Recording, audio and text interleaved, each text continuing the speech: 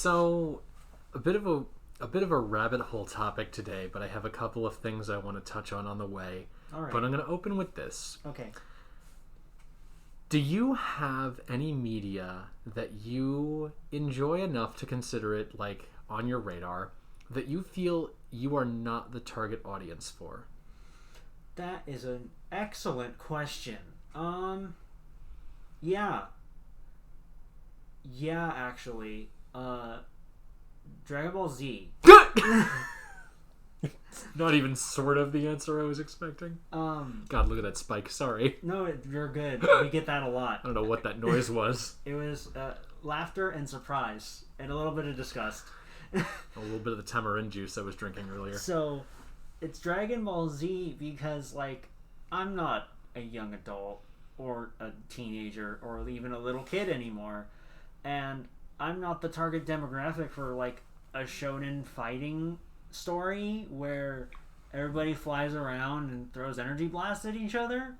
But, like, I love it. And the other thing is that I've barely even watched it. Like, I've never seen a full Dragon Ball series from start to finish in succession. I've never finished any of the sagas. I've seen bits and pieces over the course of my life, but I have never really dived into Dragon Ball. That being said, I fucking love it. I love everything about it. I love the characters. I love the memes. I love the music.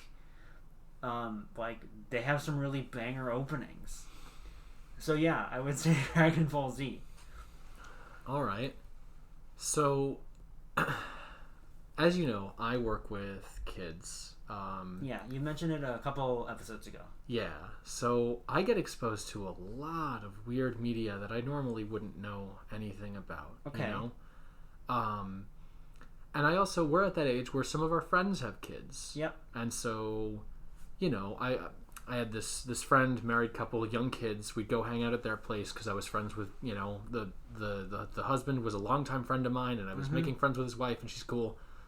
And, you know, but when I was there during the day, the kids would be watching all sorts of kids shows that you know, they're new, so new like they would not be on my radar. You have no idea about. And they vary so wildly in quality. Uh-huh. Some of them, like some of the British ones that they would watch, seemed like really engaging and cute and fun. Uh-huh. And then other times they would be watching, like a guy our age in like plaid, bright clothing on YouTube, dicking around in a park. Okay. Like as children's entertainment. Yeah. And I'm like, okay. So, you know, so I find myself most prominently as the answer to the question that I posed before I move into the thing I want to complain about. Okay. I find myself listening to a lot of music that isn't for me. That makes you know, kiddo that I work with will put on some like, you know,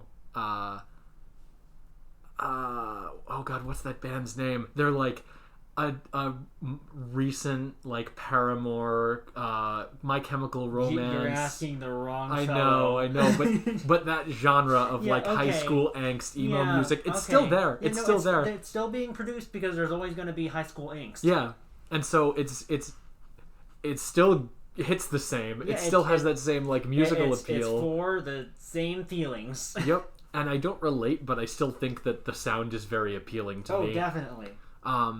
But then sometimes they'll put on like some high school musical drama soundtrack, and I'll be like, okay, this song is like very formulaic and poppy and trash, but it's kind of a bop. Yeah, that's kind of how it works sometimes. Yeah, every once in a while, I'll just like, I'm in my own car on my own time, and I'm like, the hell was the name of that?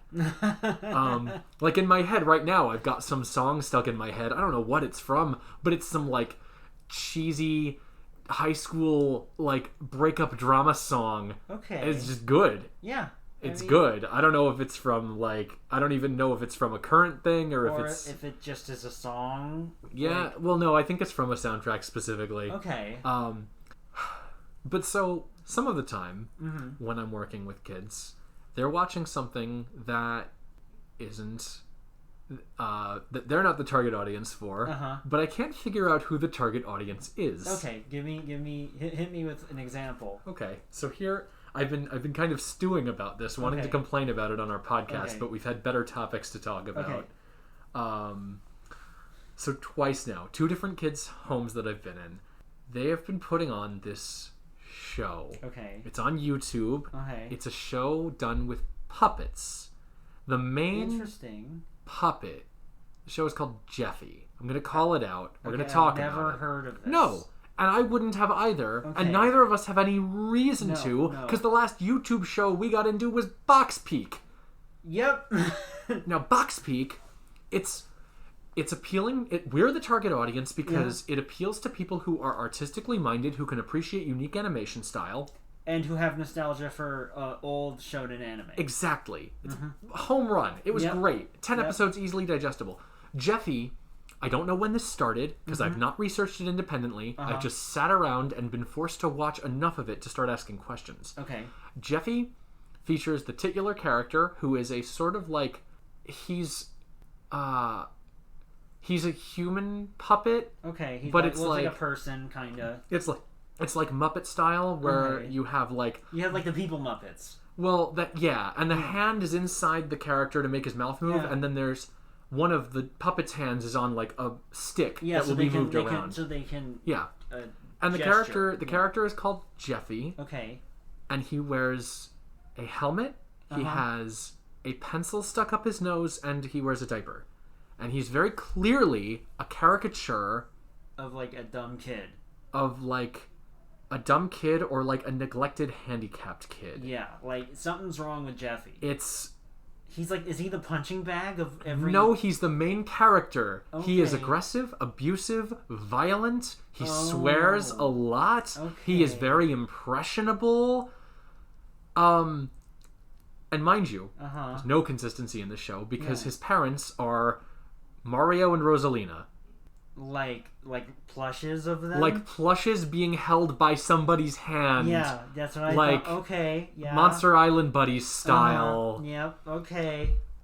Okay, this is going down a rabbit hole that I wasn't expecting it to. It's a lot. It's like I sat and watched a couple of episodes. Like I really, really made a concerted effort not to, but the kid threw a fit if we tried to change it. Yeah. So I don't know who this show is for. There is no artful quality to it.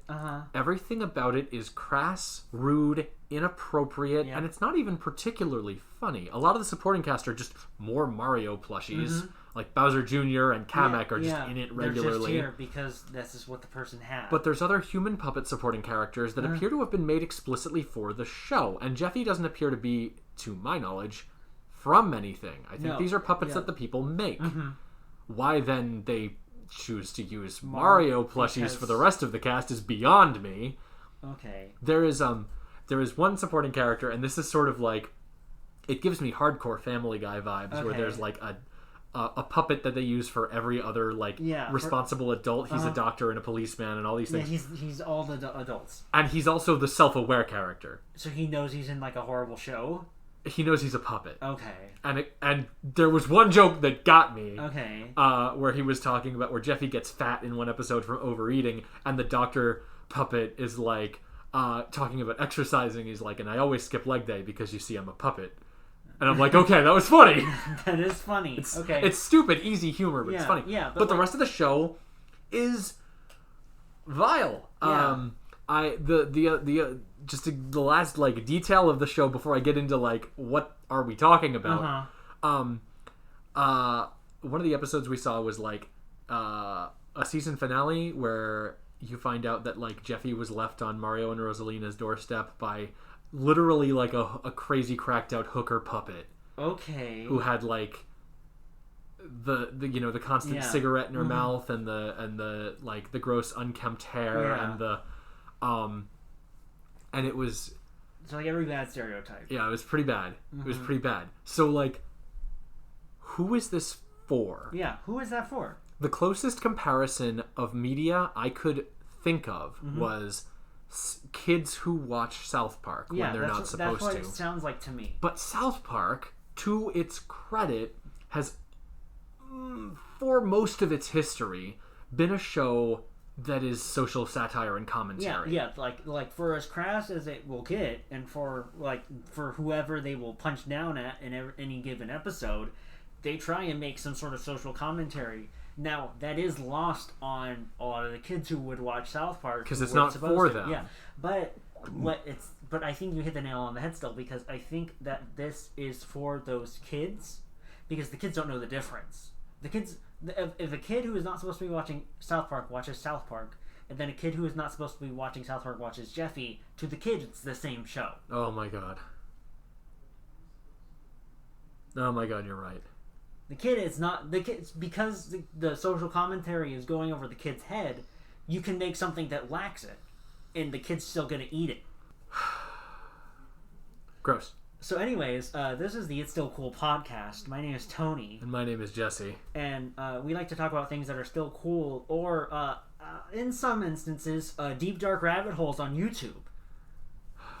So you bring up children's entertainment on YouTube. This is a horrifying topic. And what's better is it's a topic that neither of us are qualified to talk about. Well, I didn't know you were going to go for YouTube, because I've gone down this rabbit hole. Oh, not necessarily with Jeffy, but there was a huge problem a couple of years ago on YouTube where people were using bots to generate videos for kids.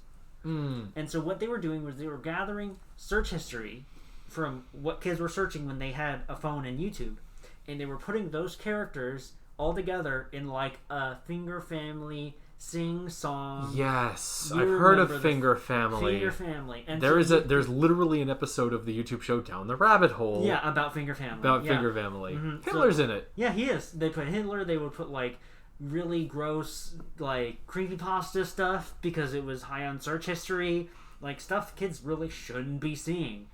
And that's what this Jeffy thing sounds like. It seems like it's made by some guy or guy's family that is like, they found success in this really crude YouTube humor, and because Mario and Rosalina are in it, kids are finding it. Oh boy.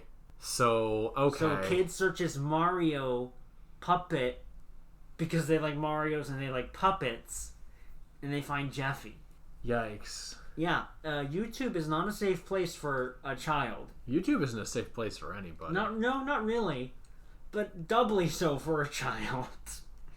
But so, going back to media that isn't for you, that you enjoy. Actually, God, this must have been like 8 years ago. There's like a kid show that I found that I actually liked, and it's called Pocoyo. I don't know if you've ever heard of it.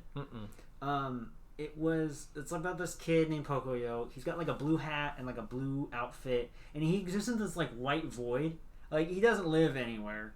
He just kind of like hangs out, and he just has all these like animal friends. Like, one's like a huge pink elephant, and then one's like, I think one's like a raccoon, and they just like do stuff. And it was like CGI animated, and I enjoyed it because it was something to watch that I didn't have to think about for a little bit. That's totally fair. And like, they didn't talk, and they just did stuff. Like, he wants to make a garden, so like they find some grass in the void, and then they plant a garden, and that's the whole episode. And I'm like, this I can get behind. This is beautiful. Right. But yeah, so that I think is another example of something that like I'm definitely not the target demographic for, but I found enjoyment in it. Sure. Yeah, there every once in a while, something will come up, and I'll be like, I kind of want to know more about that. Mm-hmm. I know it doesn't matter if I look into a show for kids or a show for, a different demographic. It doesn't matter, but it always still feels kind of like, it feels a little iffy. Should I be here? It's a little bit socially stigmatized. Yeah, a little bit. But like, if you're not hanging out with anybody who's gonna do that, like, go for it. The same thing happened to me with Yo Gabba Gabba when that started. I was like, what the hell is this? Right. No, and oftentimes these shows will come out, and the kids shows will try something new and weird. Like, Yo Gabba Gabba's been on my radar for a while. I still don't know what it is, but I'm like, How long did this last? It is, what was its appeal? So I looked into it. It's literally just like a show to get kids to dance for 30 minutes. Oh, that's cool. Yeah, so like they just played really funky music and then had the guys in the costumes come out and then we're just gonna dance for a while and then that's the show. Nice. And I'm like, that's pretty good to me. In my first apartment, probably when we like just got Netflix, and me and my girlfriend at the time were just kind of like looking into everything. She turned on this show called Ruby Gloom. Oh yeah, I know Ruby Gloom. And personally, I always think it's really cool when a kids show will have like a gothic feel to it. It kind of reminded me of like how Big Bad Beetleborgs took place in a haunted house for like the not Sentai inspired segments. Yeah. And I just think that's always really charming to introduce kids to that sort of aesthetic at a young age. Like Billy and Mandy. Yeah, like well, the flagship for it. Yeah. And that's a little bit of an older audience. Yeah. Older kids as opposed to like Ruby Gloom seemed like it was for younger it was children. like softer shapes. Yeah. And every once in a while, like the stuff that we grew up with, you hear news about what's going on in Sesame Street right now, and you're like, oh, that's cool. They have autistic representation on the show now. You know, I'm not going to sit down and watch it, but it's nice to know that a thing that I grew up with is not only still on, but still doing well. Well, and so I think Sesame Street is like an outlier in all of this, because Sesame Street, from the beginning, they've always had the idea for their writing that not only do they need to make a show that's like educational and fun for the kid, but like the parent should have fun watching it too. That's very considerate of them. Yeah, like because it's like when they put a bar in the Chuck E. Cheese. Yeah. No, that's a terrible comparison. It is a terrible comparison, but like they do sell alcohol at Chuck E. Cheese, I think. Like I'm not joking. I think that you can buy a beer if you're an adult at Chuck E. Cheese. Like, but yeah, because like, who is Bert and Ernie really for? Like, yeah, Ernie's funny, and like Bert being grumpy is funny, but like this domestic life between these two guys, that's not for the kids. Like, it's if SpongeBob and Squidward were married. You mean they're not? I mean, SpongeBob certainly acts like it. He certainly right? does. But yeah, that's an interesting topic. Thinking about me, because I think, you know, nowadays so much media is made for as broad of an audience as humanly possible. Yeah, and there's something admirable about that to a degree, but when you bring it down to the lowest common denominator, you wind up with like... Yeah. You wind up with Iron Man 3? I don't know, I've never seen that. Yeah, me neither. Bad example. I almost said Teen Titans Go, No. because that seems to be what the network thinks is the lowest common denominator. Not Avatar The Last Airbender, but Avatar The Space Pocahontas. Yes. There we go. That's your lowest common That's denominator. the lowest common denominator. But bringing that up, when you make a target or a piece of media that's trying to appeal to the lowest common denominator, I find myself more often than not like bouncing off of it. Like, I know I just speak for me, but like for like the Marvel Cinematic Universe, like I haven't seen any of them after Captain America, and I have no interest in it. Like I'm not about to say that they're bad movies, because I don't think they are, but like I don't think they're for me. Sure. And that's a lot. That's saying a lot, considering they're trying to appeal to literally everybody on the planet. We're people who had like our, I don't know, a good degree of our like awakening in whatever avenue that needed to be awakened through like Fooly Cooly. That's true. And Fooly Cooly's almost not for anybody. Yeah. I think that you and I as individuals kind of thrive in the niche. Yeah. Well, that being said, like my favorite series on the planet is like the highest grossing media franchise in the world. So like, I didn't know you were into Sanrio. No, it's not anymore. I know. Hello Kitty can eat a dick. It's all about Bats Maru anyways. He's the best one. Oh my god. That's another thing I know nothing about. Oh, we'll have to talk about Sanrio sometime later. You know they got an egg now? One of the Sanrio characters is just a lazy egg. I don't know what that means. He's like an egg. Like he's a cracked open egg yolk, and he's just like lying on his side. And that's a Sanrio character? Yeah, Gutedama. He's Sanrio now. Oh no. They bought him. I guess that makes sense, but yeah, that's weird. Sanrio's great. Anyway. No, but of course you mean Pokemon. Yeah, of course I mean Pokemon. Yeah, like, so I'm not about to call myself some sort of, like, niche lord or anything because I like Pokemon so much. And that's the least niche thing in the world. Apparently. But... On paper, it really shouldn't be. You know, you're right. Because it's these weird cockfights. If you had to boil Pokemon down to 3 words, like, but anything else, I don't know. If I had to explain why I bounce off of like stuff like the Marvel Cinematic Universe, I couldn't give you a concise answer. It just doesn't hold my attention. I have a really stupid philosophical answer for that. All right. Okay. And this is like a total jumping ship on the topic. Okay, go for it. So a little bit of philosophy. There are, and I'm only familiar with this truly through Transformers. Okay. But I know that it echoes an Eastern philosophy. I just don't want to say the wrong one. All right. Because I'm just learning the diversity of all of that. All right, when I thought it was just like you pick Buddhism or Hinduism or Taoism and you're set. But okay. No, that's Western brain being like. I'll write a little note for a future patch note just in case. Right. So, the idea is that, we are all one consciousness. Okay. Who has split itself into an infinite number of beings in order to experience the world, in order to experience existence in as many ways as possible. Okay. And so, if you take that into account, it creates a really funny kind of concept around people who bounce off mainstream media. So many parts of the consciousness are already ingesting that we don't need to. Yeah, that's true. I can get behind that. That's a pretty agreeable idea, actually.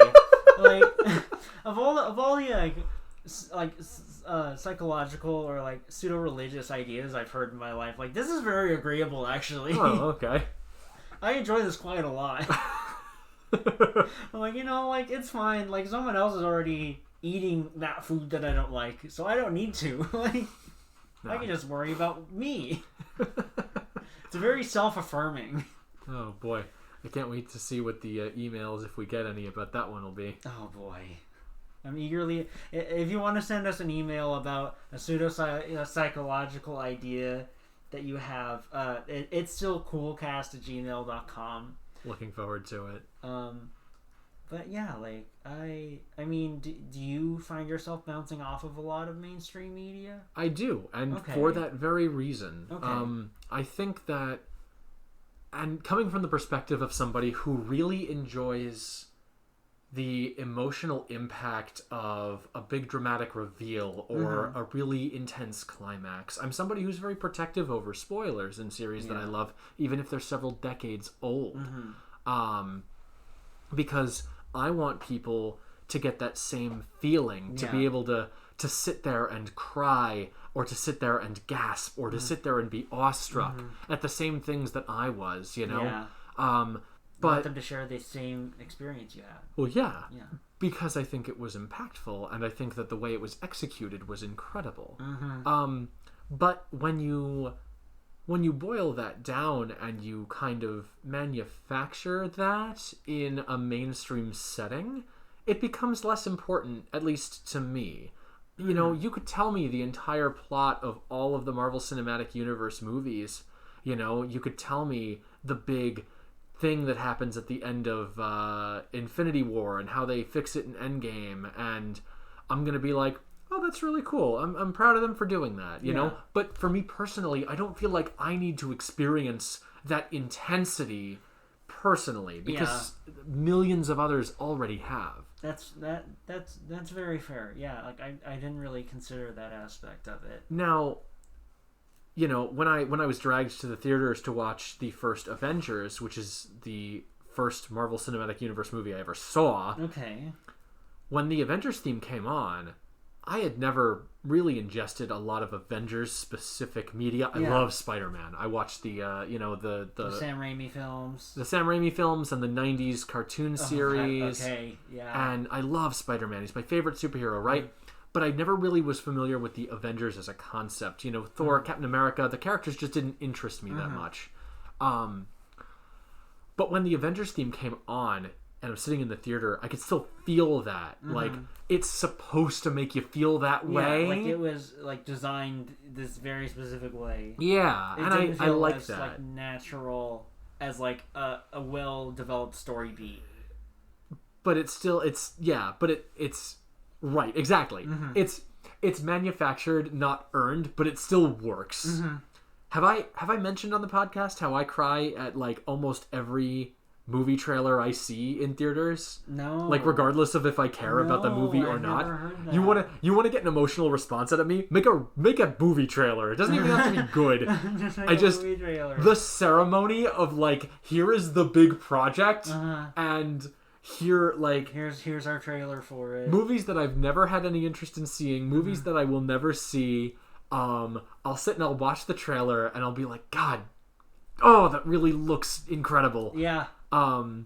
There's obviously like a number of them that stand out. Like, here's a recognizable IP that's finally getting a movie. Like when you're in the theater and the trailer starts and you're like, what is this? Wait, I recognize this iconography. Oh my God, they're making this movie. And when it like catches you, right? When you didn't know it was coming out, you didn't know about the pre-hype, right? And you're like, oh my God, that's so cool, right?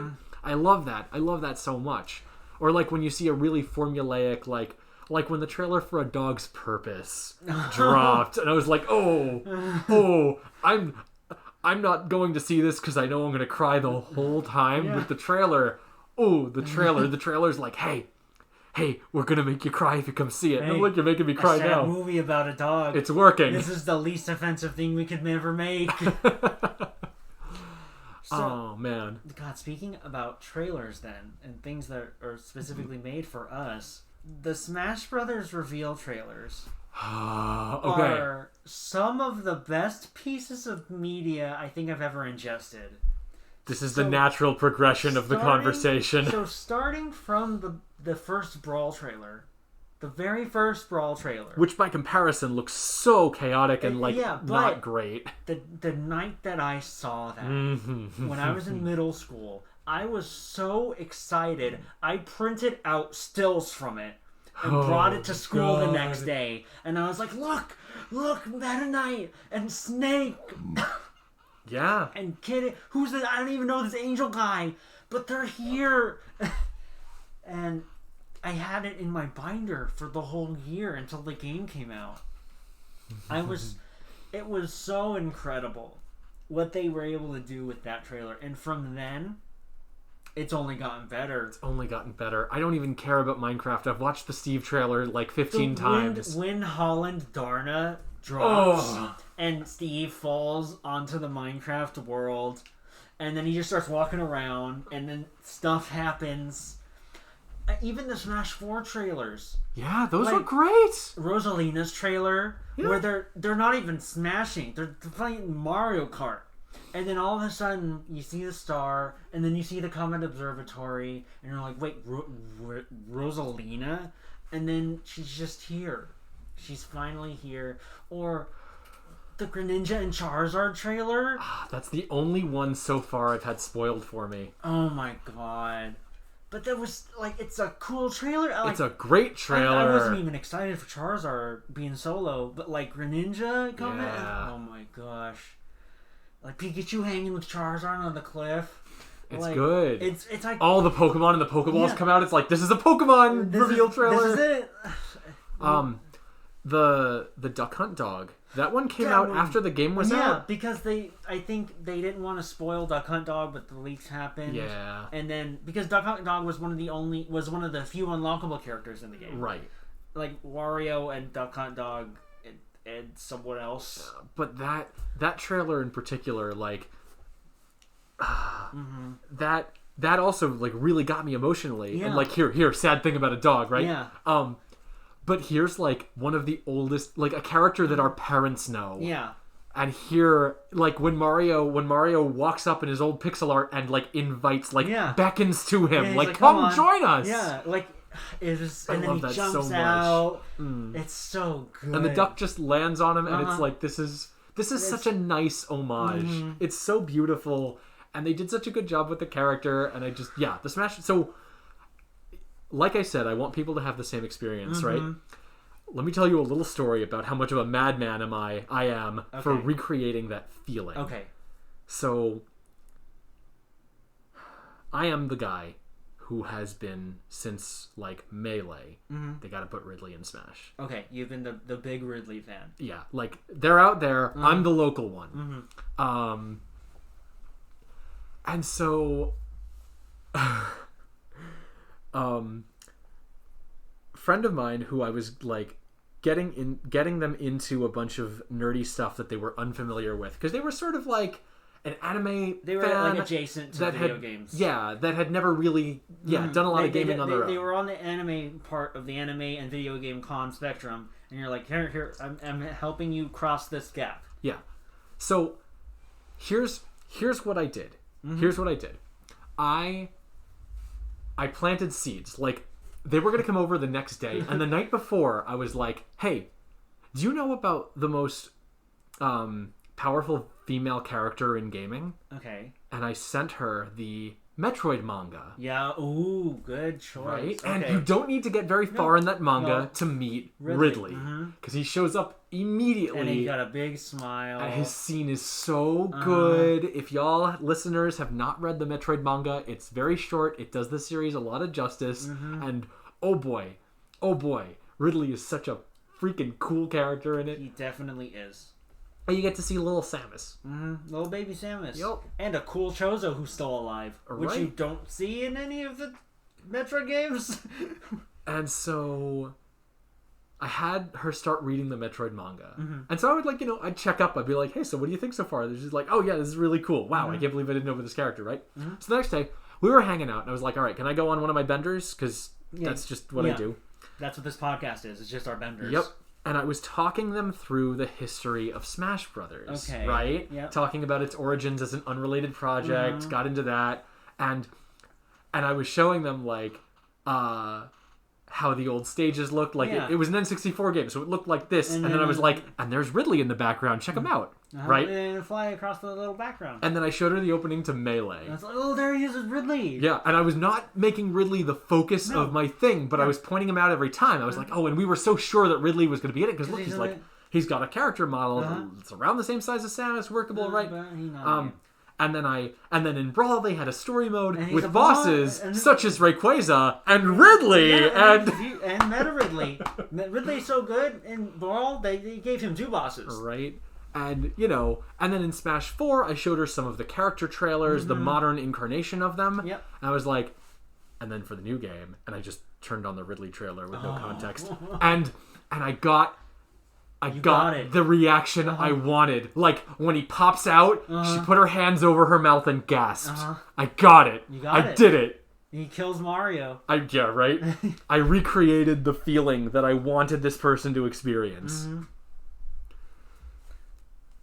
And it wouldn't have been possible if they didn't put all that care into all those trailers. Yeah. It wouldn't, because they could have just been like, hey, we got Ridley in the game. And people still would have lost their minds. Yeah. But instead, we got this really great cinematic trailer for him. Where it's not even super obvious for the first 10 seconds. Oh, I mean... I said 10 seconds.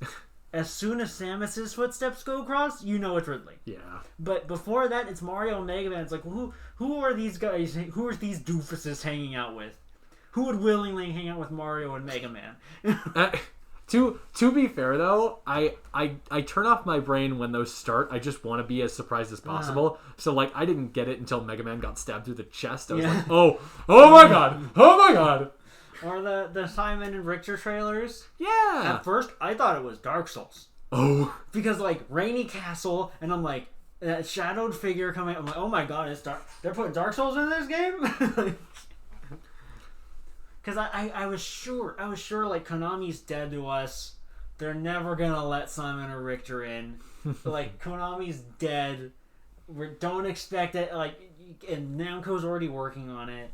And I'm like, oh, it's Dark Souls. That's cool. Oh my god, Luigi is dead. Right, and that's another thing. Like, they're tangentially related to another thing where I wish I had known the source material the way I was supposed to before the thing that I got into revolving this character. Because I love Simon and Richter in Smash. I'm aware of Castlevania's following, but I was not a Castlevania fan. So when they were revealed, I was like, good for the Castlevania fans. But now that I'm like starting to get into Castlevania, I'm like, I wish I knew this before the trailer came out, so I could have lost my mind. So I think Castlevania, a lot of the fans who wanted Simon and Richter and not like Alucard or any of the newer Castlevania characters, I think Simon and Richter is for like people who are like 5 years older than us. People who had NESs when they were young teenagers. Yeah. Because that was when Castlevania was at its first peak. And that was when Simon was like a cool, badass guy in a video game. Like, and then Captain N happened, and then Simon was not a cool, badass guy. But still, like, Simon Belmont was like an old video game hero. Yeah. And so he was the one missing for that group. And so I think Sakurai realized that and was like, Konami, I'm pulling a favor. You're giving me Simon and Richter. And you're giving me Richter because I like Symphony of the Night. Oh. Like, all the Ultimate trailers though have been. I did cry for one of the Ultimate trailers. I cried for Banjo. Yes. Because he's the one who's been missing. Like he's the one who deserved it from the beginning. He deserved it from the beginning, and everything about it was perfect. Number one, the callback. Oh yeah. The callback to the K. Rool trailer is incredible. Everything from Rareware exists in this jungle in the Smash universe. And not only that, K. Rool just like chills at Donkey Kong's house. Yeah. Like they just are all just chilling.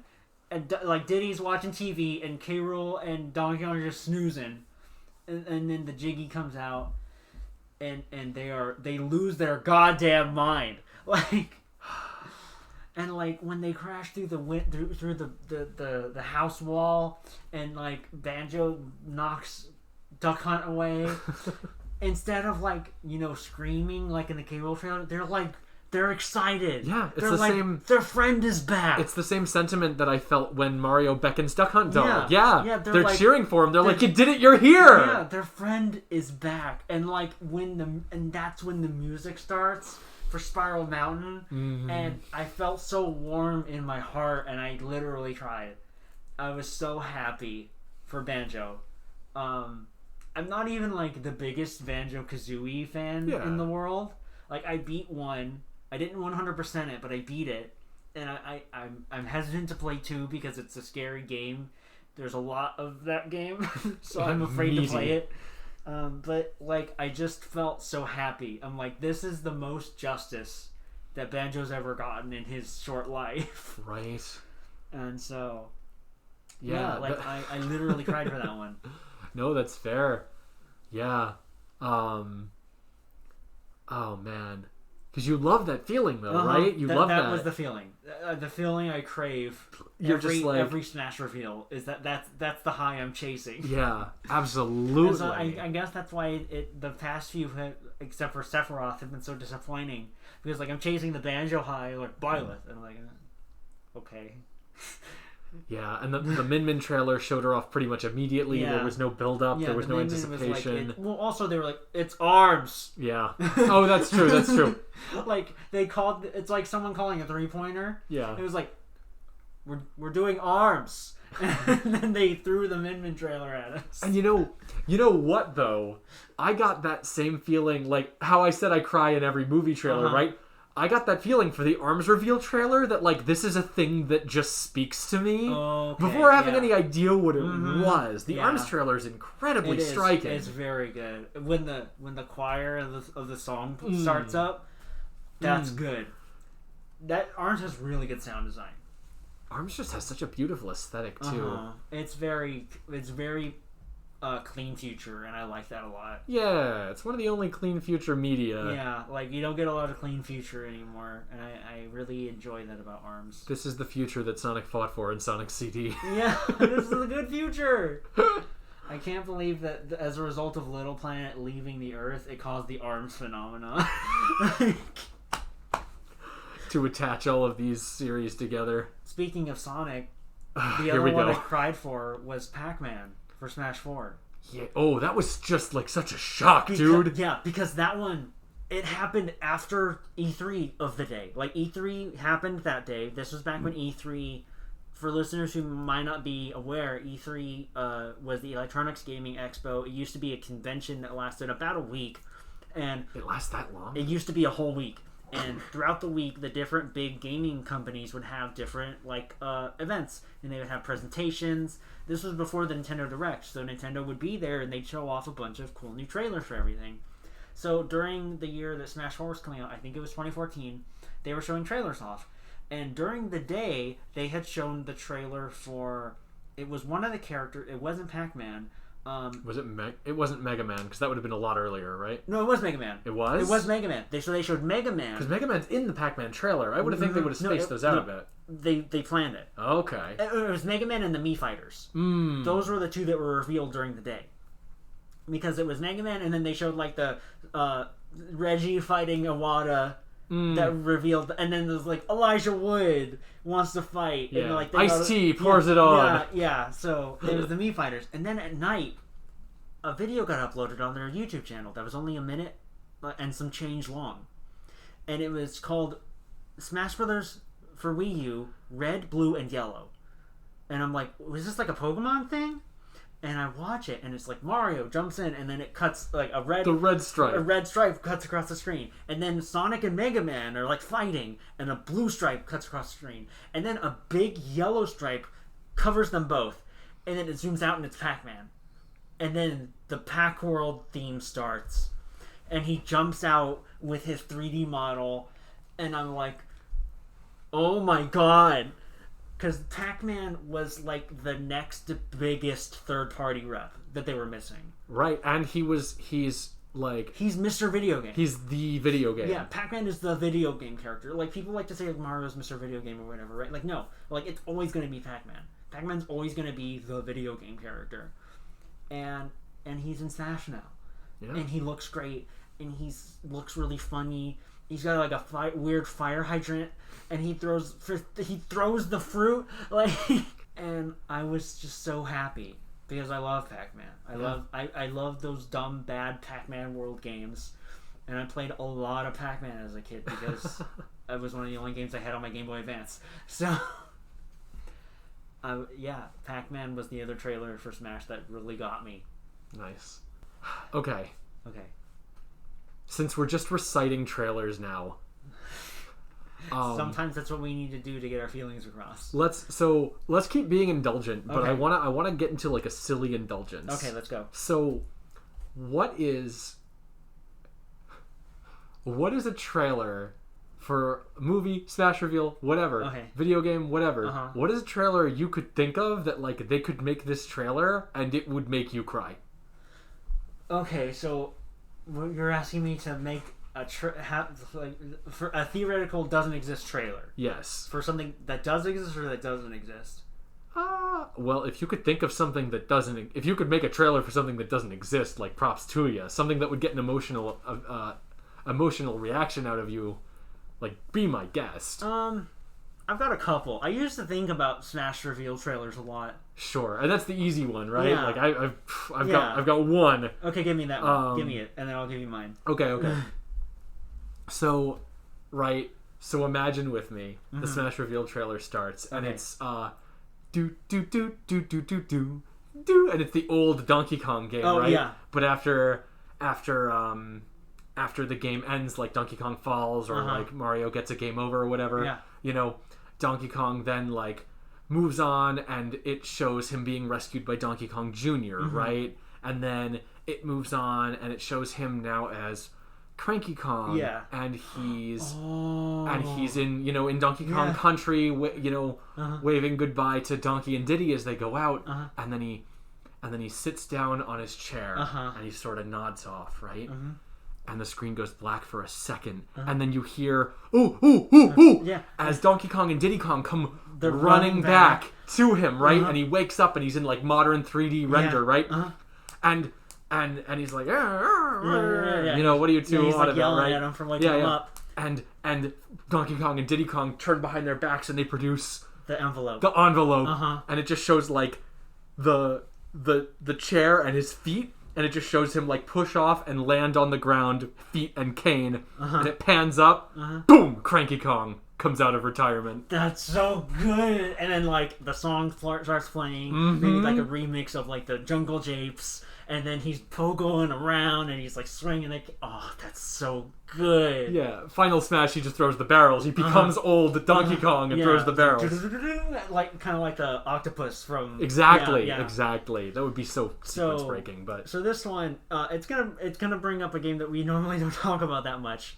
But it was a game that I was really into, and I think was a cultural zeitgeist for a while. Okay. Don't tell me what it is. Tell me the trailer. Okay, so ching, it's like a really snowy area, and there's a house with like Christmas lights on it, and a shadowed figure walks up to two mailboxes, and there's one mailbox that doesn't have anything in it, and then there's one mailbox with overflowing mail, and the hand, like a hand, reaches in and looks at a bunch of mail, throws out a bunch of it, and then finds the Smash invitation, and then a little text box appears at the bottom. It's like, no, this isn't for me. And then turns, and then you see a 3D model of a young child, and it's like, do you want this? And then another text box comes up and says yes or no, and it hovers over yes for a while, and then it goes to no, and they're like, well, I don't want it, and you don't want it. And then they look to the house, and a figure pops out of the house, triumphantly walking towards them both. Oh my god, no. And they're like, do you want this? And then the character is very surprised, and it was Papyrus. Because when I was thinking, when Undertale used to be really big, I was like, who would I want in Smash from this game? I don't want Sans, and I don't think Frisk would want to fight. Papyrus would have been the best character. Oh no! And then as soon as he grabs it, like some really cool Bone Trousel remix starts, and then just like hilarity ensues or whatever. And that's what I thought. Like, you know, that would be good. I think. Yeah. I think in the heyday, it really would have got me. Yeah. Damn. Right, because Undertale is kind of sitting in this weird place for all of existence right now, where it's like this cultural phenomena that refuses to die, but also belongs to nobody now. Right, and has definitely been more or less left behind in its original form. Yeah, it no longer exists as it used to. It exists as this new entity that is indescribable. Yeah. But yes, that would have definitely got me. That would have definitely got me. When you said snowy place and a house and two mailboxes, I was like, okay, all right.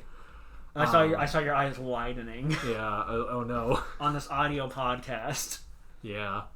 Oh man. That and the other one is the Smash Cut trailer, like ting, psh, and it's on the new version of Saffron City from Smash Ultimate. And it's all a bunch of Pokemon fighting, and they're just... Pikachu gets knocked out. Like, kind of like the Steve reveal trailer. Right. But Pikachu lands on, like, the streets of Saffron City. So, like, you know, you don't see... you find it on top of the buildings, right? And so, Pikachu lands right on the streets of Saffron City. Right in front of the Silphco building. And the Silphco building opens up, the doors open, and a bunch of Team Rocket Grunts are running out of it. They're like panicking. They're running out of it. Pikachu almost gets trampled by them. Jesse and James also run out of there. They're just running away. And you see Pokemon Trainer inside, getting all the Rocket Grunts out of the Silphco building. But one is still fighting. Jesse and James are already gone. Who's still in there? It's Meowth. Meowth is still trying to hang on, saying, "You won't defeat Team Rocket that easily." And then he goes in for a claw swipe at Charizard, and that's the cut-in. And it's Meowth. And I don't know of a cool catchy has tagline. His payday. That's it. And then, because I want Team Rocket's Meowth, and they're so bad. As we said in the Pokken Tournament talk, I really am dying for Meowth to be able to fight Pikachu in a video game that isn't Pokemon. I know. And there's so many Meowths now. Like, they're building Meowth up as, like, this third pillar of, like, consistent merchandise now. Right. Because it was Pikachu forever. And then it was Charizard. It's somewhat Charizard. Charizard doesn't always get a new form, so sometimes it's not Charizard. No, but like, how many new forms does a Pokemon need? Charizard got as many new forms as the marketing has geared him towards. And Meowth has the same amount now. True. Like, Meowth got an Alolan form. Charizard didn't. Meowth got a Galarian form. Charizard didn't. Charizard got a Gigantamax form, but so did Meowth. Like, there are 4 Meowths now, just like there are 4 Charizards. And no one's complaining because Meowth's not oversaturated. And he's a fan favorite. And he's cute. That's the thing. Like, even if he is starting to get oversaturated, because he kind of is, there's a lot of Meowth stuff now. But they don't push it in, like, the They don't push it in the same way. Yeah. And Meowth also isn't, like... He's not liked by, like, try-hard people who really enjoy Charizard and like to push other people down. People like Meowth either because he's a cat, and everybody loves cats... Or because he's Team Rocket, everybody loves Team Rocket. Like, it's a win-win. So they're starting to bring him up as this pillar for the series. And I think he deserves a spot. And yeah, we'd have 2 cat Pokemon in Smash. I don't care. Yeah. Right? Well, like, how much cat is really left in Incineroar as a concept? He's got a big tail. Sure. Like, he's a cat, sure. Yeah. But... what do you associate Incineroar with? Like, we call him John Cena Roar. He's a wrestler, and he doesn't have any Pokemon moves other than Cross Chop. Darkest Lariat. Revenge. And Reversal. Revenge. I personally like to think his forward tilt is Throat Chop with all the freaking damage it does. Oh, yeah.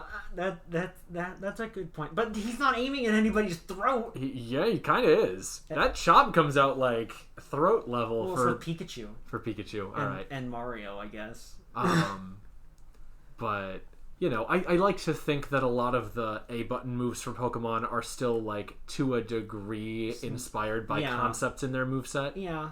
I think Incineroar is the only one that they explicitly said, like, we didn't really base this on his in-game moveset. Well, because they made up Alolan Ropes. Yeah. Or whatever that move is called. And they were like, we just wanted him to be a wrestler because there's no wrestlers in Smash. Yeah.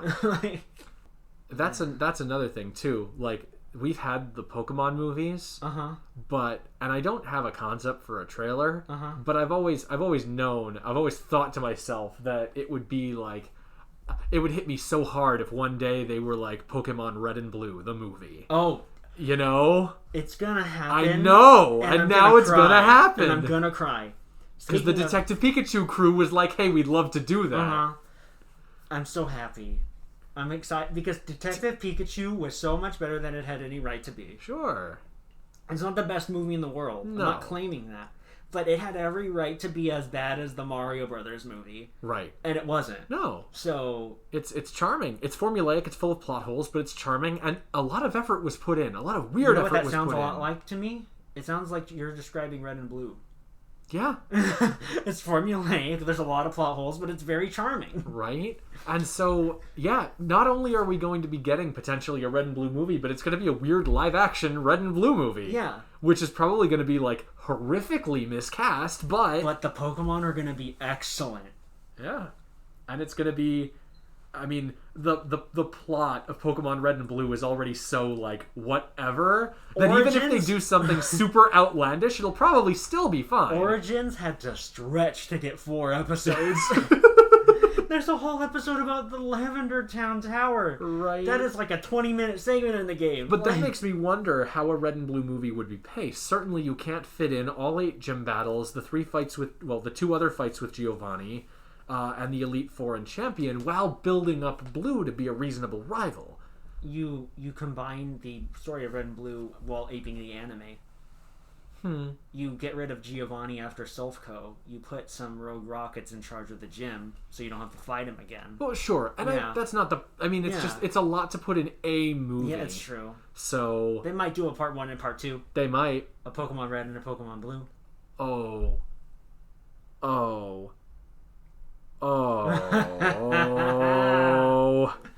Yeah, there's a dozen ways they could do it, I'm sure. You know, Netflix series is the alternative that... Pokemon's already on Netflix. I know, but so is Detective Pikachu or something. The remade first movie is. Oh. Evolutions. Jesus Christ. Okay. It's an alright movie. The first movie was all right, so I'm sure a frame for frame CG reproduction of it would also be all right. All right. The other thing that would make me cry, a trailer that was just like, hey, we're putting all the other games on the Switch. Like, we're not even doing anything to them. We're just putting them on the Switch. No, I would that literally would be cry. I would literally cry. Yeah. Or even just like Mother 3, if they were just like, hey, here it is, it's here. I would lose it, because that's one I forgot too. When they announced Earthbound Beginnings at that Nintendo event, because it was before the Smash Brothers Invitational. Oh. They were like, hey, listen, you guys, we got an announcement really quick before we do the Smash Brothers thing. And the stage went dark. And then the opening notes from Earthbound start playing. And the opening notes from that game is like this chip that's just simulating a piano that's like scaling down. And then it slowly builds up. And like you just see the logo Earthbound. And I'm like, oh my god. And like people are screaming in the audience because they're like, this is the game that we never thought we would ever get. And no, it's not Mother 3, but like this is a game that we also didn't ever get before, and it was planned to. It was fully localized, and they didn't release it because the Super Nintendo just came out. And this was back when Nintendo was like, we don't release games from the old console when the new one comes out. So even though you guys localized Mother 1, we're not releasing it. Throw it in the garbage. Oh. But they had the ROM the whole time. And they were like, in one serendipitous moment, they were like, just put it on the Virtual Console. Just do it. Just give it to them. And when it did, it outsold Splatoon.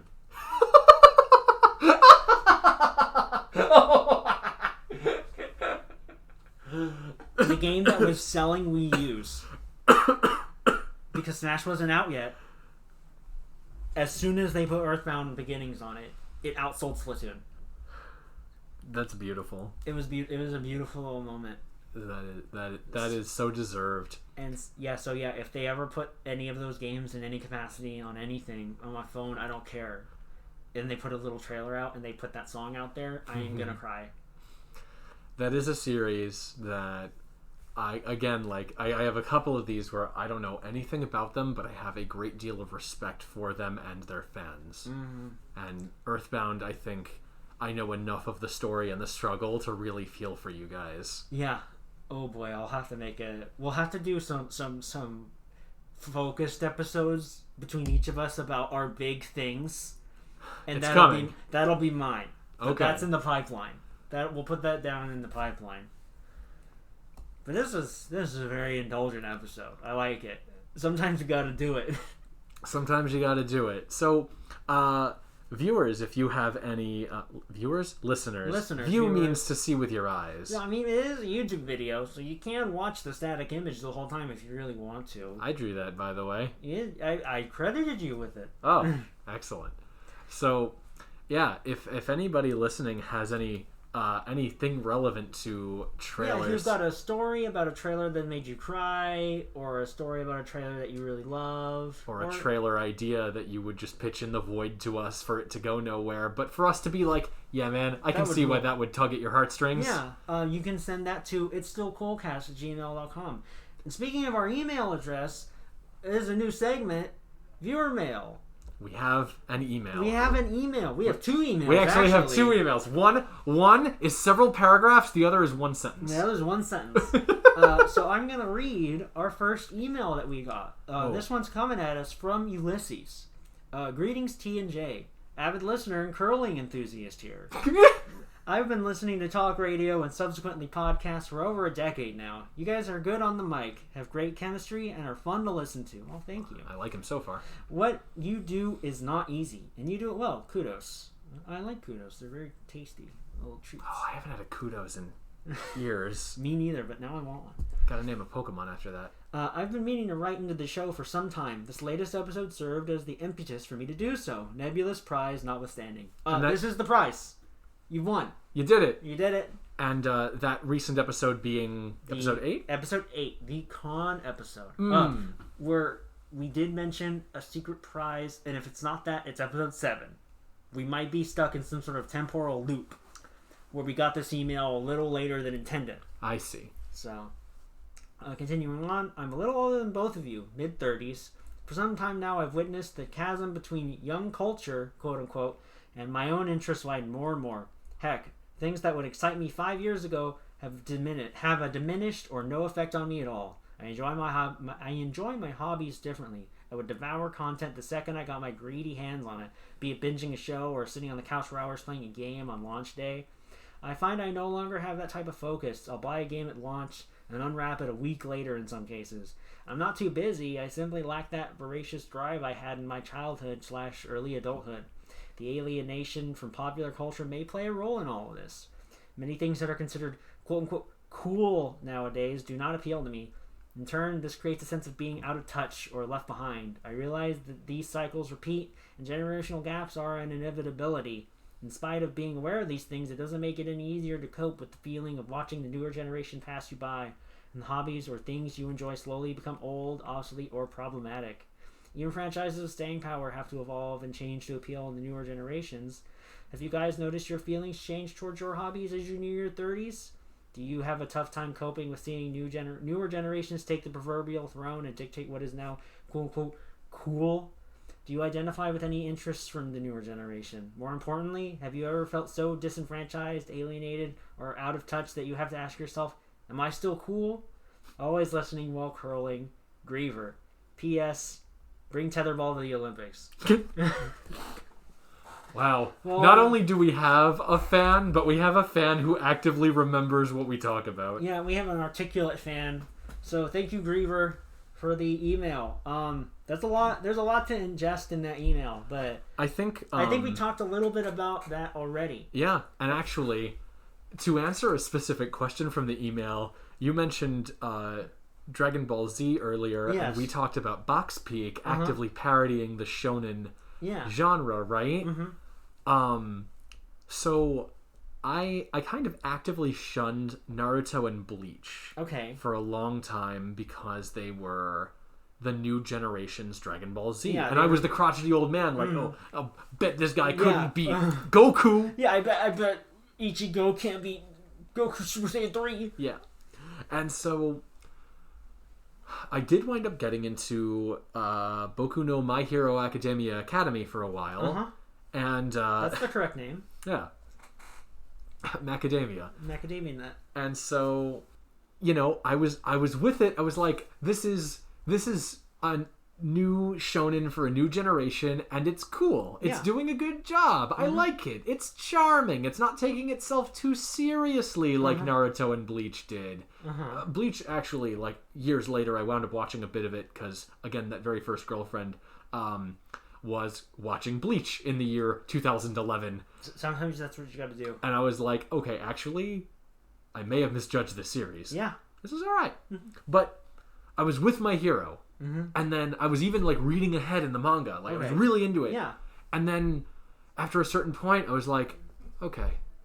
This is now just doing the shonen thing. It's doing the shonen thing. Yeah, it's not super new or inventive anymore. It's, There's some stuff that I like about it, but it's not. Yeah, another tournament arc. Okay, that's cool. You got to introduce more characters. We're gonna fuck up Deku again, break all his bones. Its world, while like a good first impression, got like less enchanting to me as I went. And it just was too much of the same that I got probably oversaturated on Dragon Ball Z. Like, Dragon Ball Z gave me like an upset stomach from eating too much of it, like ice cream, and I still haven't really gotten over it.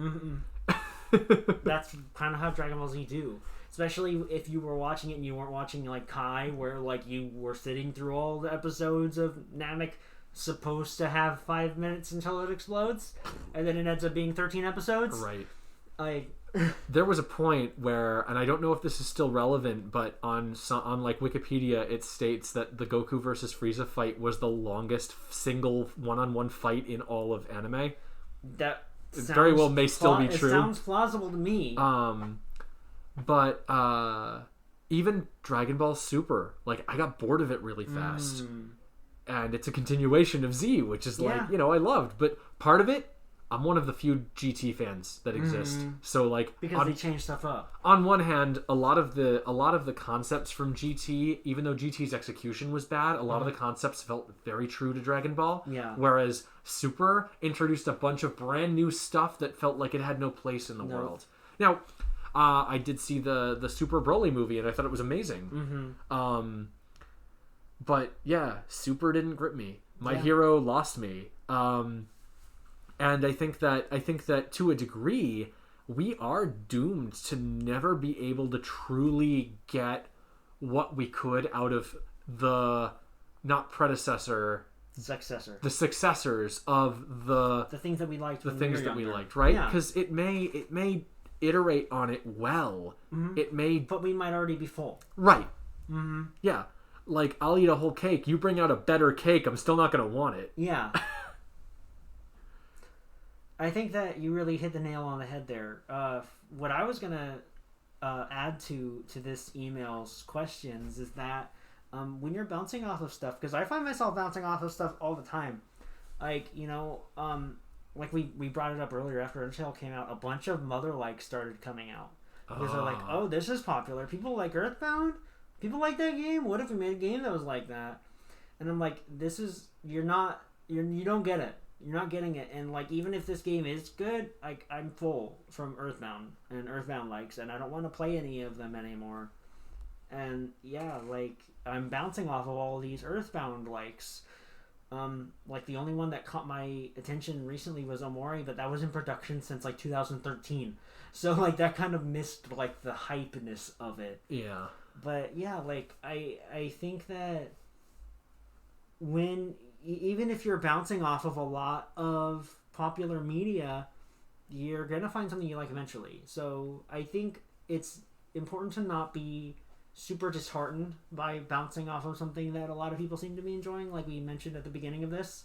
Like, just because everybody else is enjoying it doesn't mean you have to, You'll find something.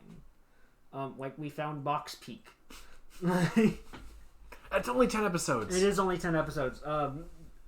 Griever, you really should check out Box Peak. Just Google Box Space Peak, Peek, on YouTube and watch that series. It sounds like you're really gonna love it.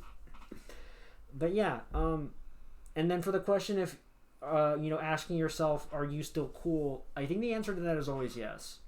I think you have to think of yourself as cool, not because like of some complex or anything, but I think it is important to treat yourself in a high regard. Because otherwise, like, you're just going to mistreat yourself. So, if you have to ask yourself, am I still cool? That's yes, because you get to choose what's cool for you. Yeah. Yeah. The time will always change around you. And even though there's kind of a natural fear of becoming irrelevant or obsolete or out of touch, now more than ever, everything that made us is preserved.